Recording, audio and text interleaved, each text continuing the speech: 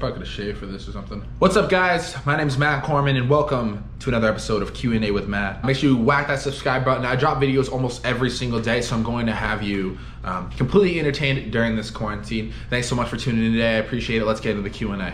Woo! First question is from Necro Nix, or Necro Nix.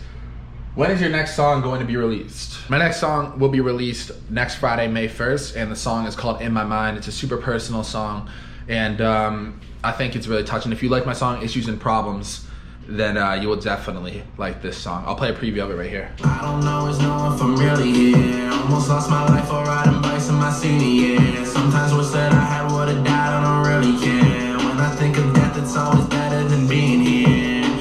That's your preview of the song. I'm really excited about it. We got a lot of big things planned for it. Also, we do have a announcement coming up. I'm gonna be doing a giveaway when this song comes out. I'm gonna be talking more about that on this upcoming Sunday. So stay tuned to my Instagram because we're gonna be giving away some really cool stuff, and it has to deal with this song. So I'm super excited about it. Yeah, don't miss that out. Stay tuned for Sunday. Did you used to race dirt bikes? Asked by Eric Lorentizin Jr. Lorentizin Jr.? That's Loretens Jr. I don't know how to pronounce it. I'm assuming you're from a different country. Yes, I raced dirt bikes from 10 years old. I think it was 10 years old, maybe 12 years old, up until I was 18? No, up until my sophomore year of college, I believe it was. It might have been my junior year of college. I can't remember, I think it was my junior year of college. But yeah, and then I stopped racing. I had a pretty bad crash up at MX207 in Maine. I crashed and then I healed up for a bit, and then I went back to that same track and raced all over again just to conquer it one last time, and that was the last time that I raced dirt bikes. I haven't really picked up the bike since. I'd love to though, I really want to. It's just that time doesn't really allow for it right now, and I've been so focused with doing music and pushing out content and focusing on my business that I don't have that much time for hobbies like dirt bikes or anything anymore. What I do for hobbies now though is I play some men's league hockey with the boys, and other than that, it's really just content. Who is your favorite rapper? Asked by Wasim Ben Salem. That's insane. Wasim Ben Salem? No way that's a real name. My favorite rapper? That's a tough question. I don't really think that I have one, to be honest. Like, I listen to a lot of underground people. God, my favorite rapper, I mean, like, I'll just say Drake. There's so many fire people out there if you want me to just go through and list some people. Drake, Tory Lanez, Jack Harlow, I don't know, there's so many fucking people. There's literally so many people. It's really hard to say who's my favorite rapper. There's just so many good people. I mean, I listen, if you like, you knew me, I listen to like a lot of different things. Like, there's some times where I'm listening to like hip hop, but a lot of the time I listen to like alternative rock. I listen to like, you know, Machine Gun Kelly. I even throw on some country every now and then, classic rock. I don't just listen to just hip hop at all. And for the most part, I don't listen to mainstream hip hop. How do you feel when you know that you and your music are inspiring so many people? Asked by Janif Ramos. Hey Janif. She's in Brazil. She's been supporting me for a very long time since I was in college. So I appreciate you. How you doing? It feels great knowing my music inspires so many people. When I'm making these songs, I'm really trying to make them genuine and not try to be something that I'm not. And I try to pull from my experiences when I'm making these songs. So it's interesting just knowing like things that I think about in my head. Like for instance, like I write all of my own music. Like I don't have a songwriter, so every word that you hear is from me, and I had to think of it at some point. So it's like, it's just interesting thinking about things that I can pull from in my life was able to inspire people, and then like using the Make It Happen movement to inspire others to be able to make things happen in their life. It's amazing. It's a dream come true. I mean, when I was a little kid and I wanted to become a rapper, of course, you know, I always dreamed of inspiring people to do their own thing as well. And that's kind of like me. That's the main point of what I want to do. Build this into a business and take my platform into the point where I'm able to be in a position where I can then mentor people and give advice to them on how to create their own platform and make their dreams happen as well. Major thing for me is I didn't have a mentor. I didn't have somebody that was there telling me, yo, make this kind of song, or yo, put out merch like this, or use this merch site, or this is how to promote your music, this is how to do anything.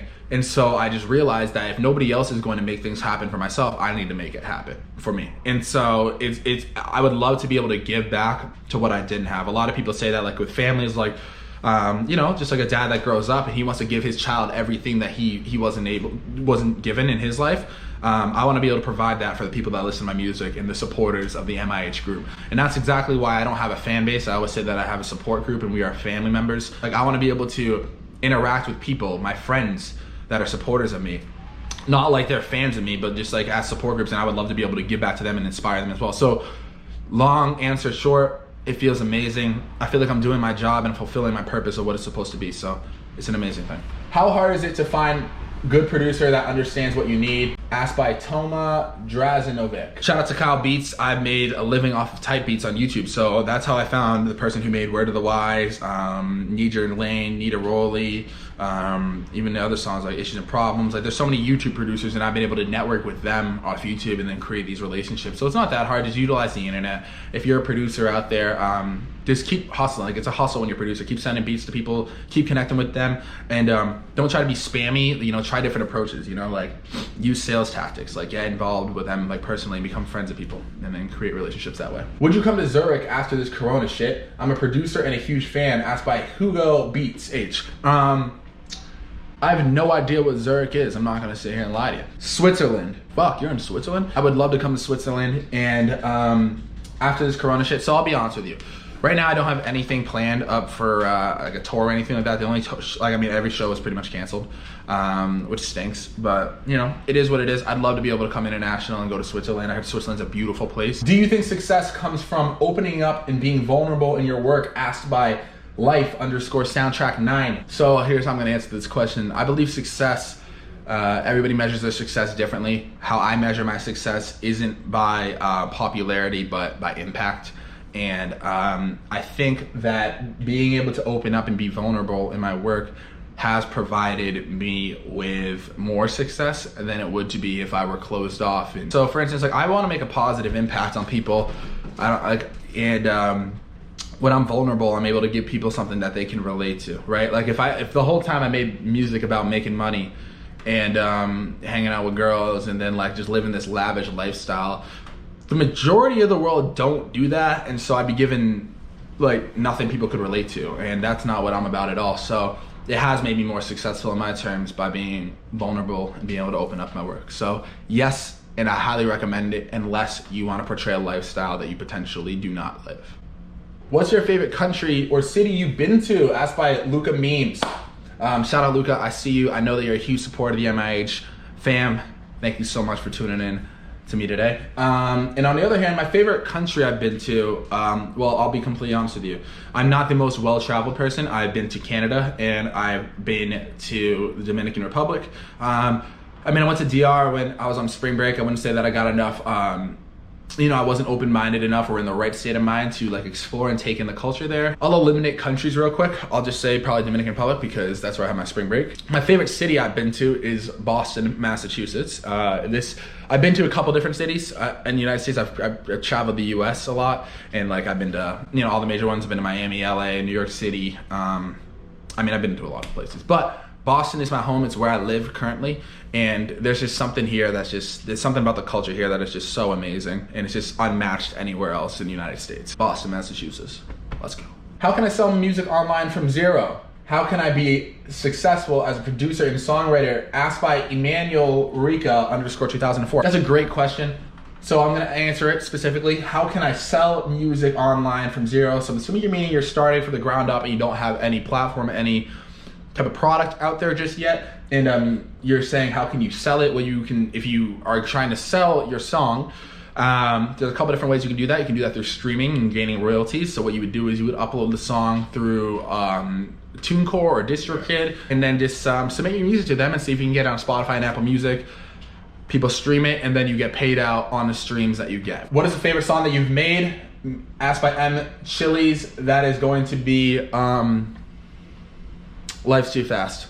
Where do you want to be in 5 years? Asked by Boucher _Jake23. I couldn't tell you, honestly. I just turned 25 years old. In 5 years, I'm gonna be 30 years old. By then, hopefully, I'm successfully owning and maintaining a label, and I am hopefully, running my platform to the best it possibly can be. Life changes so dramatically. Literally a couple months ago, we were able to run around and go to the bars and have a good time, and then like be out there. But now we're quarantined inside of our houses. So You never know. Shout out Mike Stud. Will you sign to a record label and will you concert in Connecticut after quarantine? I'd like to say this. Signing to a record label, it all depends on what you're talking about. There's kind of like a misconception with people, like signing to a record label, they could help you with your distribution. They could help you with your publishing. They could help you with your marketing. They could have a team for you that writes the songs for you, someone that does your artwork. A record label is all encompassing. Right now, I am able to write my own music. I'm able to engineer it to the ability that I wanted to for the most part. I'm able to create artwork. I'm able to do pretty much everything that I need to do. I can distribute it, publishing. I own my rights. So the only thing a record label could potentially help me with right now is by funding a marketing campaign. If the time is right, then I would consider signing to a record label. I've had my fair share of label interests. I've shown that on my social media before. As you know, everyone in the MIH fam knows I'm very transparent with everything that's kind of going on behind the scenes. Until the correct offer is made to me, then I don't need anything right now, right? I understand how the operation works and how the business works, and I have a business background. Unless it was something that could truly benefit me, then I don't need anything right now. So things are going well. I'm successful as is right now. I don't need a record label. If a couple reps are watching this right now from labels, I am interested in running some campaigns, some marketing campaigns that will require a good amount of funding. So if you are interested in tagging up on something like that, hit me up. You know where to find me. Thank you so much for tuning in, guys. Guys, if you like this content and you want more, please whack that subscribe button right now and turn the notifications on. I drop videos literally almost every single day. No other rapper is doing that with dropping a song every other week, okay? I drop a video on Instagram every single day. I love you guys. Thanks so much for tuning in. I will see you tomorrow. Peace. Puda, you the GOAT, boy.